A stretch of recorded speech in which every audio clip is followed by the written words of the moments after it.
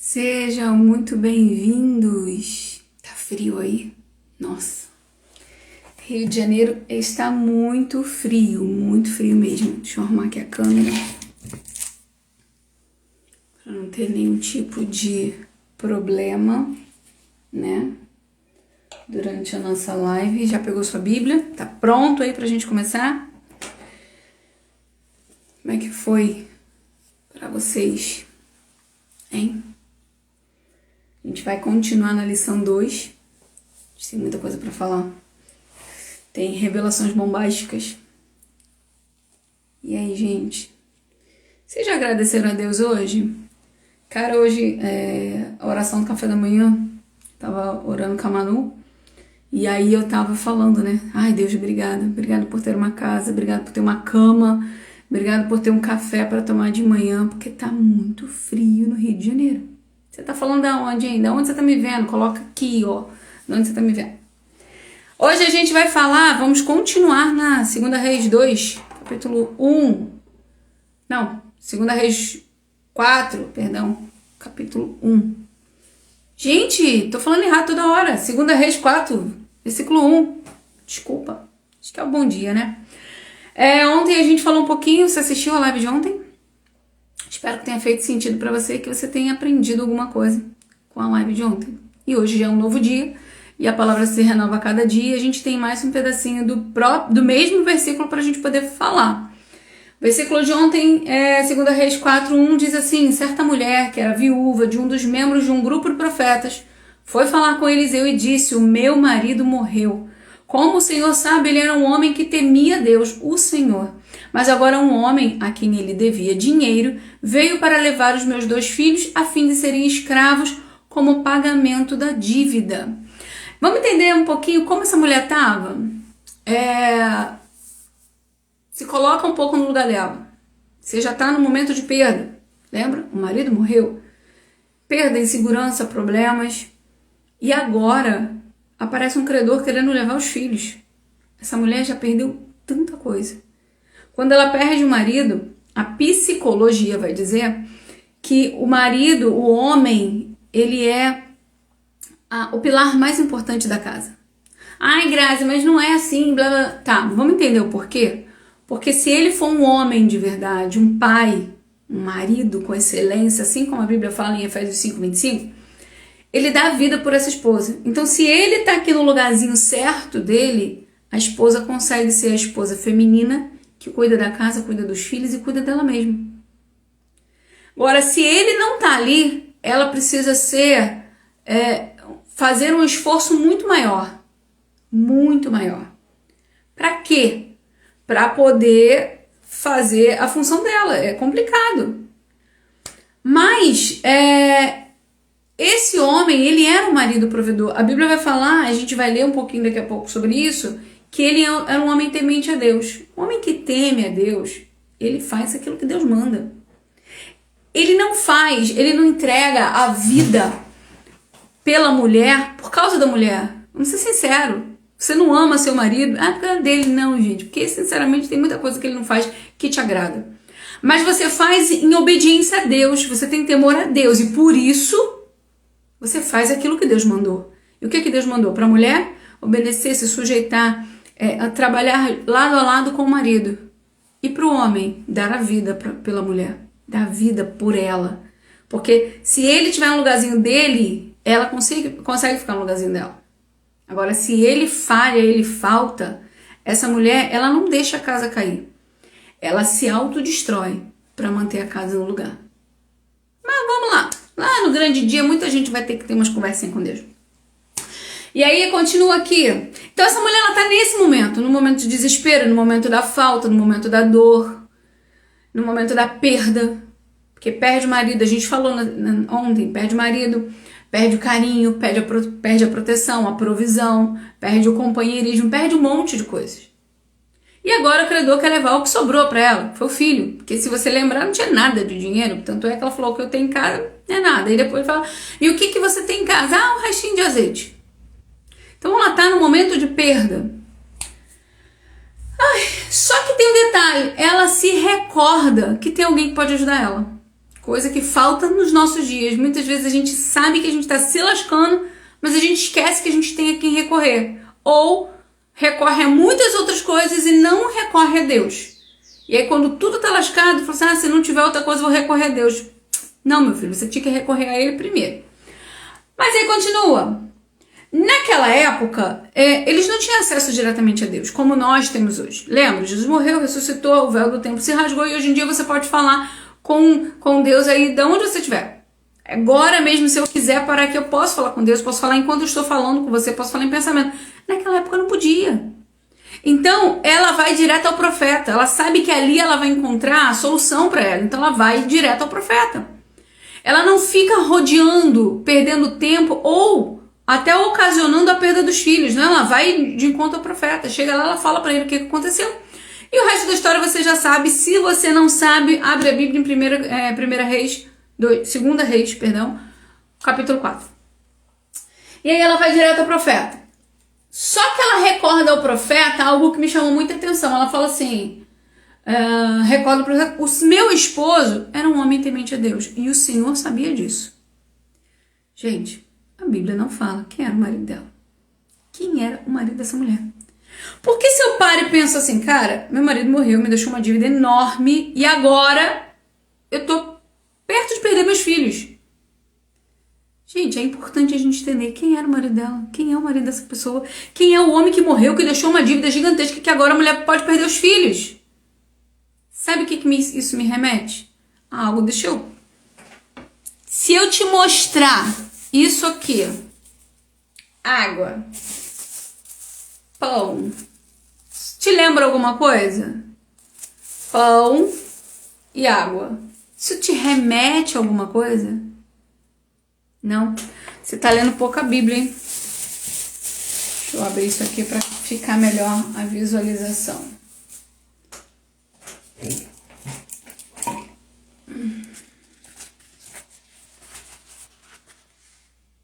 Pãozinho,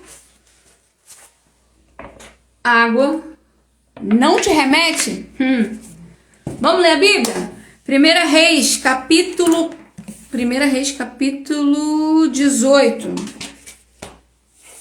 Eu marquei aqui. Capítulo 18 conta a história de Elias. Você lembra quem foi Elias? Elias foi aquele profeta que decretou que, segundo a palavra dele, não choveria durante 3 anos e 6 meses. Onde a gente acha isso na Bíblia? 1 Reis 18.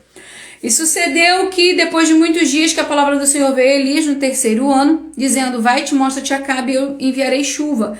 Depois que ele falou da chuva, que não choveria, né? Passa-se 3 anos, 6 meses, e Deus fala com Elias que vai chover, para ele se apresentar até Acabe. Elias foi, versículo 2, se apresentou até Acabe, aí a Bíblia fala, e houve uma fome extrema em Samaria. Deixa eu ver aqui só um pouquinho. Houve uma fome extrema em Samaria. Por que houve essa fome? Porque não chovia. Lembra que não chovia? 3 anos e 6 meses, segundo a palavra de Elias. E aí ele fala, versículo 3, e Acabe chamou Obadias. Aí aqui explica quem é Obadias. Obadias, o qual era governador da sua casa. Ora, Obadias temia muitíssimo ao Senhor. Olha o que a mulher falou, meu marido era temente a Deus. Ela confirma aquilo que a Bíblia está falando. Porque foi assim quando Jezabel extirpou os profetas do Senhor, que Obadias tomou 100 profetas, ocultou-lhes em 2 grupos de 50 em uma caverna e os alimentou com pão e água. Pão e água. Grazi, o que você está querendo dizer com isso? Calma que a sua mente vai explodir. Você vai entender. O que é que não tinha naquela época que estava escasso? Elias havia decretado que não choveria. Se não chove, não tem água. O que Obadias está fazendo? Ele está protegendo 100 profetas da seca e da fome. Obadias está fornecendo 2 coisas que eram muito caras naquela época. Água e pão. Conseguiu pegar? Obadias, ele não só protege. O que está acontecendo naquele momento? Elias lança essa profecia de que não choveria, segundo a palavra dele, até o tempo que ele falasse. E aí, no primeiro momento ainda tem água, gente. Tem ribeiros, tem riacho, tem água. Só que a água acaba. Então, quando a água começa a acabar, se não tem água, não tem plantação de trigo. Não tem plantação, não tem alimento. E não tem água. Ao ponto do rei Acabe chegar em um momento e falar para Obadias, que era o servo dele, e falar, olha, vamos, você sai pro lado de lá, eu saio pro lado de cá, e vamos procurar água. Vamos procurar para ver se a gente encontra, porque tá escasso, os animais estão morrendo, as pessoas estão morrendo, a situação tá em calamidade. Só que nesse período, após Elias lançar a profecia, Jezabel fica com tanta raiva, que é a mulher de Acabe, e o que ela faz? Manda matar os profetas. Obadias, tentando proteger, ainda mais quem eram profetas de Deus realmente, o que ele faz? Ele esconde 100 profetas, que era a capacidade que ele aguentava. Hoje está difícil, hein? E aí o que ele faz? Ele fornece coisas que são raríssimas. Então, muito provavelmente, Obadias está comprando, de certa forma, fiado, pão e água. 2 alimentos, 2 coisas que são raríssimas naquele tempo. Pão para 100 homens. Tu acha que foi fácil? Água para 100 homens. A gente não está falando que ele esbanjou, mas eu imagino que ele deu a quantidade suficiente. Tem noção? Você tem noção da entrega que Obadias fez? Você tem noção do quanto que ele fez pela obra quando ele ofertou isso aqui? O que eu quero te falar? Nada, absolutamente nada do que você faz fica em oculto. Absolutamente nada. Não tem nada que você faça pela obra que fica. Sabe, interessante que tem uma galera que fala assim, trabalhar na obra do Senhor é um trabalho voluntário. Não é. Porque Deus paga. Passar um pano na igreja é uma coisa que eu faço com amor no coração, porque é uma coisa que ninguém paga. Opa, ninguém paga, mas Deus paga. Te provo que Deus paga. Pode ser que ele não pague na hora que você terminar um serviço, pode ser que ele não pague na hora que você deseja, mas ele paga. E paga muito bem. Obadias, ele plantou, ele semeou na obra e não estava esperando nada em troca. Tanto é que ele morreu. E ele não recebeu. Ele morreu e morreu assim, do nada. Sabe que do nada as coisas acontecem? Só que do mesmo nada, provavelmente ficou doente e morreu. Não sei, a Bíblia não revela como é que foi a morte dele. A boa ação que ele fez ficou registrada. Obadias era um homem temente a Deus. A Bíblia vai falar que a própria mulher confirma, porque eu vou te falar, se quem pode confirmar quem é você é sua esposa, é seu esposo, quem mora com você. Porque você entrar dentro de uma igreja e você falar, porque fulano é tão bom, é bom, mas dentro de casa como é que ele é?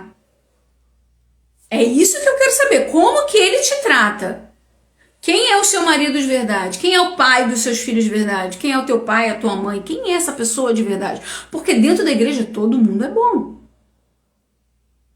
Inclusive, aquele que acha que, nossa, como eu sou usado por Deus.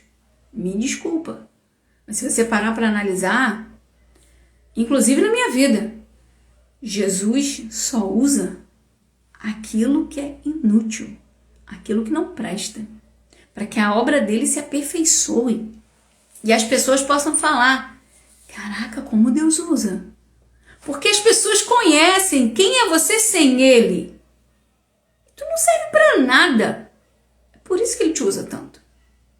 Porque aí sim as pessoas podem, caraca, olha o que Deus fez. Olha o que Deus fez. A glória é dele, é tudo para ele, a honra é dele. Você não poderia fazer nada. Então, se você é muito usado, me desculpa, mas é porque, pelo contrário, você não serviria para nada. E é por isso que ele me usa. Porque ele sabe que se não fosse a graça e misericórdia dele, menino, não servia para nada. A gente é pó. A gente é falho. Continua na história.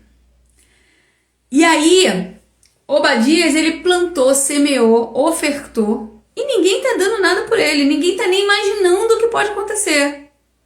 Porém, todavia, contudo, o Deus que tudo sabe, que tudo pode, tá tudo anotadinho, porque a Bíblia tem um versículo da Bíblia. Deixa eu pegar água aqui, gente.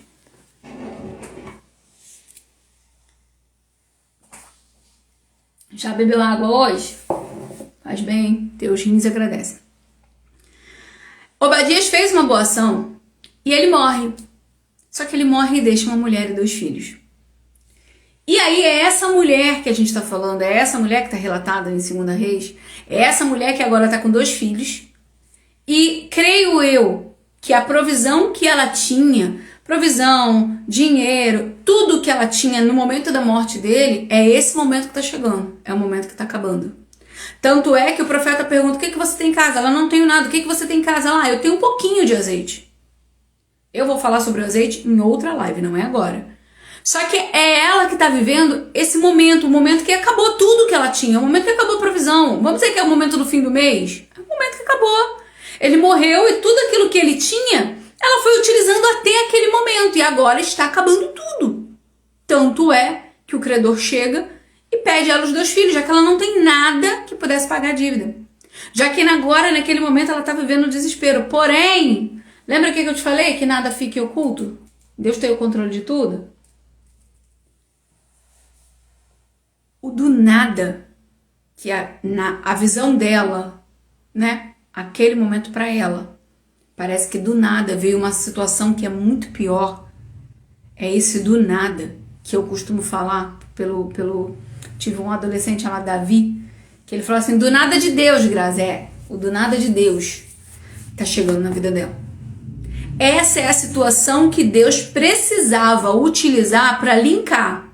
Você não tinha nada, mas você já leu a história toda, você sabe o que vai acontecer no final, não sabe? Que Deus vai fazer uma reviravolta?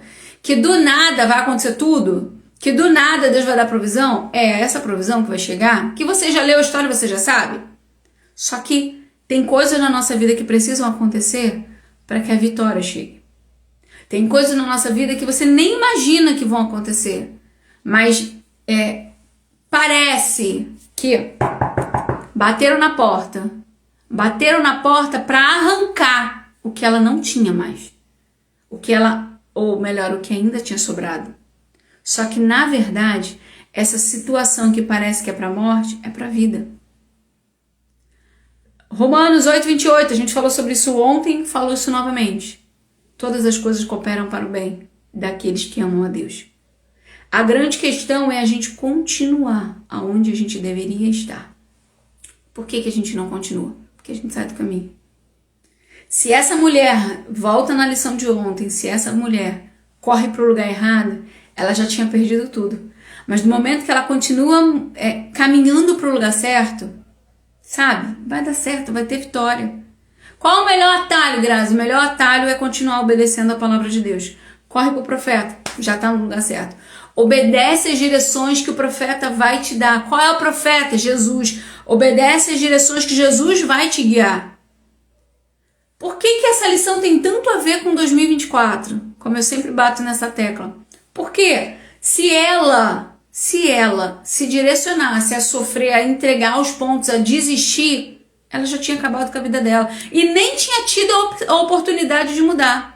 Mas como ela vai para o lugar certo, caminhar em direção ao local certo, tudo muda. Parece que não. Mas Deus está te encaminhando para o lugar certo. Continua. Grazi, olha a ameaça que está na minha porta. Ok, é uma ameaça. Só que, olha como é que as coisas vão se linkando. Enquanto ela está em direção ao profeta, o credor não pegou os filhos dela. Enquanto ela está obedecendo ao profeta, qual foi a direção que ela levou? Ela relembrou o profeta. Quem foi o marido dela? Ela relembrou ao profeta o que ele havia plantado. Deixa eu te falar uma coisa. A gente fecha aqui. Por que eu? Porque seu marido plantou. E nada, absolutamente nada, fica em oculto. Alguém plantou por você. Eu não sei se foi sua mãe, eu não sei se foi sua avó, eu não sei se foi uma tia, eu não sei quem foi que plantou. Eu sei que há um tempo atrás, há muito tempo atrás, eu encontrei um rapaz que já era para estar morto há muito tempo, pela vida que ele leva. E aí eu me lembro que nas primeiras vezes que eu o vi,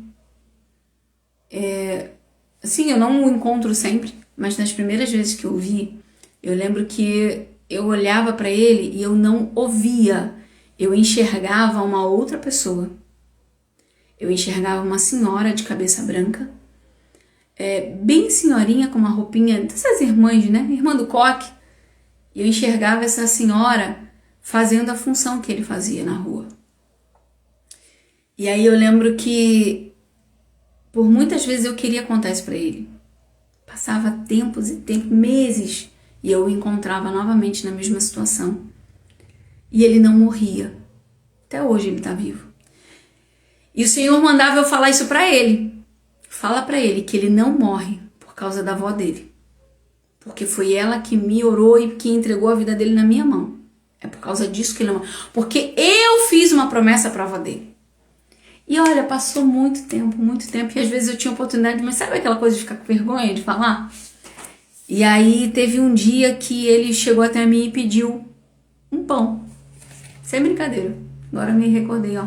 Ele pediu um pão. E eu falei, Senhor, me dá força. Você acha que é só você que tem vergonha de entregar as coisas que Deus manda? Não é nada, meu filho. Quem me conhece que sabe. E aí eu pedindo a Deus a oportunidade para poder falar. E aí o Senhor me deu essa oportunidade, né? E eu entrei para pegar o pão para ele. E enquanto eu pegava o pão, eu falei, Senhor, me dá a oportunidade. Eu preciso entregar isso porque vai que ele morre e eu não consigo entregar. Vai que acontece alguma coisa e aquilo vai ficar no meu coração, porque foi o Senhor que me mandou entregar a revelação para ele. E aí na hora que eu entreguei o pão para ele, eu falei assim, vem cá, você tem uma avó? Aí ela já morreu. Eu falei assim, sim. Mas quando você entrou, quando eu te vi pelas primeiras vezes, eu vi essa cena. A sua função era ela que estava fazendo, como se fosse ela que estivesse te cobrindo, que na verdade a gente sabe que é as orações dela que cobrem ele. Falei, olha, você já adoeceu, você já foi prometido que ia morrer, você já apanhou, já aconteceu muitas coisas, mas você não morre por causa da oração dela. É ela que te cobriu. Porque foi feita uma promessa para ela em vida. E é essa promessa que está te cobrindo. Deus tem te dado oportunidade de você sair dessa vida. E ele abaixou a cabeça e confirmou. Então, o que eu queria te falar? Gente, essa história é muito atual. Obadias estava plantando quando ele estava servindo os profetas. Parecia, porque hoje você não sabe o que você está fazendo. Ah, Graça, é só uma porta de banheiro que eu fico. Ah, Graça, foi só um alimento que eu dei para alguém que não podia. Poxa, foi só uma oferta que eu ofertei. Ninguém sabe o que você está plantando, mas tem um anjo que está anotando. Nada, não tem nada que fique assim, ao ermo, não tem nada. Poxa, quantas vezes, eu acho que eu já fiz muitas funções na igreja. Outro dia eu estava me recordando, eu já trabalhei no berçário, eu já trabalhei na cantina, eu já trabalhei em cantina, em vigília, que antigamente vigília era o dia era a noite toda, né? Era essa coisa de 9 às 10, à meia-noite, não. Era de 10 da noite às 5 da manhã, acordado, em pé, ali. Então, tipo assim, eu já fiz muitas funções. E hoje em dia, às vezes eu recebo alguma coisa e eu não entendo, e o Senhor me recorda. E o Senhor vai recordar na sua memória, você plantou e você está colhendo na hora certa. É no tempo certo. É como se toda oferta, toda entrega fosse um depósito. Que na hora certa o Senhor mandou, ó, isso aqui é os juros, é o lucro daquilo que você me ofertou naquele tempo. E quando Ele te entrega, é muito maior do que aquilo que você imagina, é muito maior do que aquilo que você entregou. Por isso a importância de você ofertar. E eu não estou falando só de oferta de dinheiro, a oferta de tempo, a oferta na vida de uma pessoa. Às vezes você fazer uma visita para aquele senhor, para aquela senhora que está ali idosa, há muito tempo esquecida, é uma grande oferta. Você está cuidando de alguém. E a Bíblia fala que quando você faz a alguém, algum dos dele, você está fazendo para ele. Aquele que faz. Sabe? E muitas das vezes a gente pensa, eu não tenho dinheiro, eu não posso fazer nada. Não, meu filho, você pode fazer muito ainda. O problema é que você se direcionou apenas ao dinheiro. Mas quando você visita um idoso, quando você ajuda um idoso, cadê as boas ações que sumiram? Uma pessoa se oferecer para segurar uma sacola de uma pessoa idosa, a gente não vê mais. A gente não vê mais as boas maneiras. A gente não... Gente, sinceramente, tá complicado, hein? A gente não vê. Então vamos voltar a resgatar. Porque tudo aquilo que você faz, por mais que naquele momento você não está sendo recompensado... Caraca, lembrei de uma coisa muito boa. Eu não, né? Novamente, ponto pro Espírito Santo. Deixa eu ver se eu acho aqui na minha Bíblia. Mateus 6. Deixa eu ver se tá lá em Mateus 6 também. Calma que a gente já vai encerrar e eu vou liberar você para ter um bom dia abençoado. É rapidinho, Mateus 6.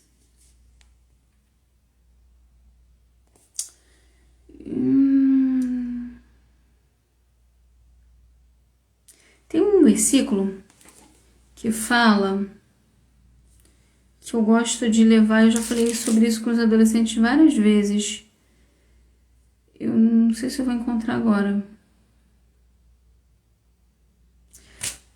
De que eu queria falar pra você? Porque tem um versículo que fala que quando a pessoa não nos agradece, o próprio Deus agradece. Não sei se eu vou encontrar. Eu sei que ele tá no Sermão do Monte.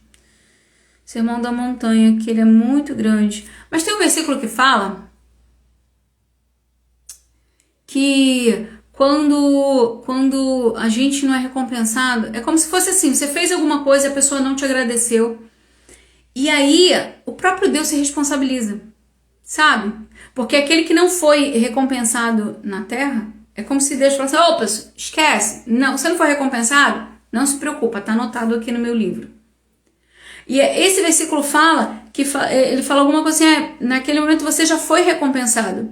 Mas quando você não foi recompensado, quando ninguém te agradece, ninguém, sabe, aquela coisa que passou, e é automático, gente, não é errado você esperar que te agradeça, é o mínimo, a gente espera, nós somos seres humanos. A Elisa tá falando aqui, né? A recompensa vem de Deus. Aquele momento que você não foi recompensado, não se preocupa. Tem um anjinho anotando tudo e falou, olha, isso aqui não foi recompensado. Isso acontece, olha como é que o Espírito Santo vai fazendo a gente lembrar. Isso aconteceu na vida de Mardoqueu, lá no livro de Esther. Mardoqueu revela ao rei que havia Eita, gente, que eu esqueci. Hoje tá difícil, hein? Existiu um intentado contra ele, né? Estavam armando para matar ele. E as pessoas de direito recebem essa informação, vão repassar ao rei e ninguém faz nada. Ninguém nenhum. Poxa, obrigada. Nada. Deixa eu beber água, gente. Você já bebeu água hoje? E aí, parece que não aconteceu nada. Só parece. Porque quando Amã passa a madrugada criando uma forca para matar Mardoqueu, naquela mesma noite, o anjo do Senhor acorda, não deixa o rei dormir. Assuero não dorme. Engraçado que, como diz o Davi, né, o do nada de Deus acontece novamente. O Espírito Santo não deixa. É óbvio, gente, que naquele tempo a gente não falava Espírito Santo, né? Mas algo acontece que não deixa ele dormir. E aí ele pede para alguém ler o livro. Que livro que manda ler? O livro das crônicas. E coincidentemente, como não existe coincidência, eu gosto de falar que é Jesuicidência, né? A pessoa que vai ler, lê exatamente a parte do livro que fala sobre Mardoqueu. Gente, Deus faz as coisas como quer. Imagina que já tivessem agradecido a Mardoqueu pelo que ele fez. Ele não tinha nada para receber. Mas exatamente por ninguém ter agradecido a Mardoqueu, ele foi para o livro de quem? Para o livro de Deus. E aí no livro de Deus, quem é que vai ter que agradecer a Mardoqueu? O próprio Deus. Naquele mesmo noite, onde estavam criando uma forca, tinha que ser algo grande. Mardoqueu tinha feito algo grande. O que ele tinha feito? Ele tinha revelado que alguém queria matar o rei. Algo grande. Opa, o que tem de algo grande na história de Mardoqueu? Ah, ninguém o agradeceu? Olha o Senhor pegando algo que estava lá guardadinho. Volta aqui. E aí aquele rapaz lê para o rei. Ninguém agradeceu por alguém ter salvado a vida do rei. E aí vem Deus e faz o quê? Faz o próprio Amã honrar a vida de Mardoqueu. Ah, gente, essas coisas são coisas que acontecem na história. Você não tem nem noção das histórias que tem na Bíblia. Mas se você ler, você já conhece. Tem umas reviravoltas que Deus faz que fica assim, ué, mas Amã não queria matar? Por que agora Amã está honrando? Porque foi Deus que mandou. Volta para nossa história. Obadias plantou. E agora Deus está fazendo o quê? A viuvinha tá lá, gente, mas por que eu? Por que na minha vida? Por que comigo? Quantas vezes a gente fala isso? Por que que isso está acontecendo na minha vida, Deus? Por que que aconteceu essa coisa? Por quê? Por quê? Cara, tu plantou, eu preciso te devolver. Eu preciso te entregar os juros, preciso te devolver aquilo que você fez a mim. Agora sou eu que estou fazendo na tua vida. Como que a gente faz para receber? Apenas obedece. Apenas fica na posição. Apenas não sai daquilo que ele mandou. Você foi em direção ao profeta? Agora obedece. Foi em direção a Deus? Obedece.